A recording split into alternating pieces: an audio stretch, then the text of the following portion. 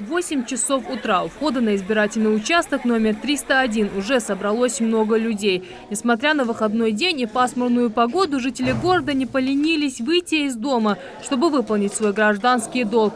Самым первым своим избирательным правом воспользовался Магомед Арчаков. Предъявил, как и положено, паспорт, получил бюллетень и прошел в кабинку для голосования. А сделав свой выбор, опустил бюллетень в урну. Мы голосуем за свое будущее. Я думаю, что это очень важно. Это должен каждый гражданин, просто обязан прийти и проголосовать. Потому что сейчас мы в очень сложное время живем. И чем лучших людей мы выберем, тем проще нам будет выходить из той ситуации, в которой мы оказались. Организаторы сделали все, чтобы горожане могли с максимальным комфортом принять участие в выборах депутатов местного самоуправления. На участке есть комната матери и ребенка, место для намаза и медицинский кабинет.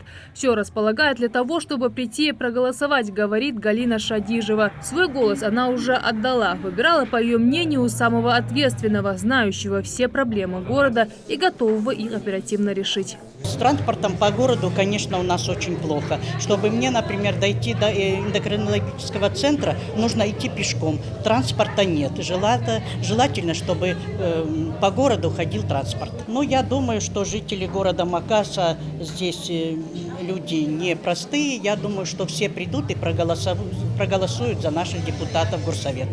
Избирательский электорат Магаса насчитывает свыше 3000 человек. Из них 1500 избирателей голосуют на участке номер 301. Голосование проходит тайно. Никто не имеет права советовать, за кого отдать голос. Оказывают необходимую помощь в ориентировке по участку добровольцы, общественники и волонтеры. За ходом выборов следят наблюдатели, а порядок поддерживают сотрудники правоохранительных органов. Работа идет в штатном режиме. Никаких проблем у нас на данный момент нету. 301 участок у нас оборудован, как вы видите, комплексом обработки избирательных бюллетеней. Все готово у нас, в принципе. У нас также на территории, в участковых избирательных комиссиях оборудованы места для людей с ограниченными физическими возможностями. На избирательный участок приходят люди самых разных возрастов и категорий. Так как от их выбора зависит будущее их города, на участке для них устроили настоящий праздник. Во дворе школы развернули большую ярмарку, где можно было приобрести мед, консервированную продукцию, овощи, фрукты и различные сладости. Закупившись, жители могли посмотреть концертную программу.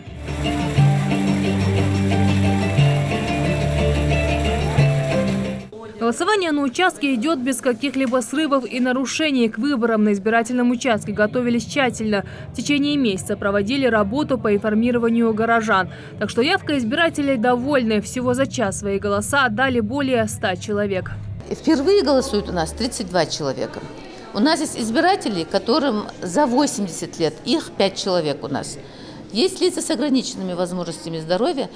Им мы предоставляем возможность, участок наш предоставляет возможность проголосовать вне участка на дому. Мне кажется, что любой человек должен проявить свою гражданскую позицию, прийти в этот день и проголосовать за достойного кандидата.